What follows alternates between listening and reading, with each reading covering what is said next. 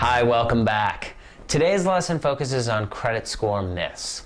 People ask a lot of questions about credit scoring, but is it because it's complicated? Well, we think that one thing that makes it appear complicated is the number of myths that exist in credit scoring. And here's our list of some of the biggest. First one is that closing credit card accounts helps. Then checking your credit score hurts you. Online loan shopping can ding you.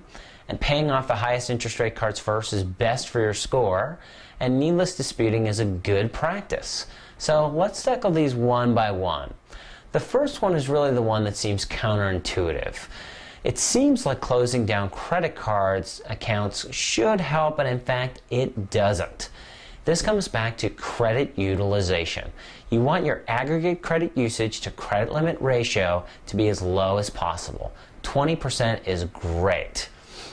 If you're like me and you have a few store cards you never use, just leave them open, but cut up the cards and hide them in a safe place. The second myth, checking your score hurts you, has a history. It used to be that the only way to get your credit score was from a lender, and when lenders check your score, it's for an application, so that impacts your score. So when the bureaus and MyFICO started making scores available to consumers, they reached a consumer that was leery of the impact. The truth is, if you order your scores from the three bureaus, annualcreditreport.com or MyFICO, you won't impact your score at all. Again, watch out for the broker with a free offer to pull your credit for you. He's doing this to win your loan, and this can hurt your score. You can pull your score safely by connecting through our website. The third myth, online shopping causes numerous inquiries, is also historical. Pre-internet, you were likely to just use one lender for a loan, so someone really applying in multiple locations seemed risky. But even pre-internet, the folks at Fair Isaac had to figure out how to deal with somebody wanting a second bid. So they created a 30-day window where all loan applications were treated as one inquiry. This is clearly a necessity in today's world where consumers use websites like LendingTree and eLoan to shop for loans. Incidentally, there's a study out there that shows that consumers that get more than one offer tend to get better rates, so shop around.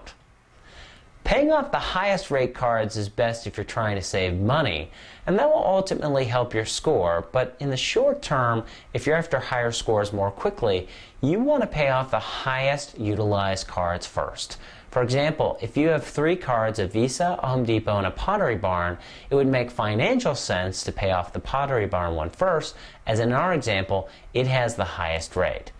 But if it's your score you want to impact, maybe so you can get a home equity line to pay off all the cards completely, you want to pay off the Home Depot card first as it's impacting your credit utilization ratio the most, and then the Chase Visa, and then work on the Pottery Barn card.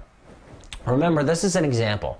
Your first step will be to figure out what rates you have on your own cards. The key here is, while the aggregate ratio here did not change, credit scores also look at individual ratios. One caveat, if you're not needing to use your score in the next 12 to 18 months for credit, then please pay off the highest interest rate first. You can always work on your score closer to when you need it. Got it? Needless disputes are just that, needless. First off, what's a dispute? If you believe information is incorrect on your credit report, you can dispute it with the bureau to have it removed. By law, they must verify with the creditor, and if they don't hear back, remove the item. But some people out there think that disputing correct info will succeed in having it removed. A, this is a wrong thing to do. B, it won't work. And C, did I mention it's a wrong thing to do? Don't waste time trying to trick the scoring machine. That said, as I mentioned in an earlier lesson, the 2004 Public Interest Research Group study pointed out that 79% of credit reports have errors and 25% are potentially score impacting. So take a close look at your reports to make sure everything is right. Don't waste time disputing your birth date if that's the only item, but do dispute things that you're sure are false, like a credit card you never owned, etc. Since most of us don't like to write letters anymore, the Susie Orman FICO Kit has a nice tool to generate them for you. Note that this can take some time to clear up, so while the Bureau is obligated to respond in 30 days, some back and forth may occur. It doesn't happen overnight, and depending on your situation, it can be worth it.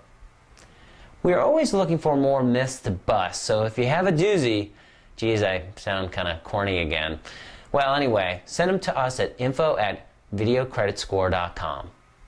In the next lesson, we will discuss credit scores and marriage and divorce. Remember, everyone's situation is different. Be sure to contact a financial advisor or a credit counseling professional before making important financial decisions. This VCast is for educational purposes only and is not a substitute for receiving personalized professional advice.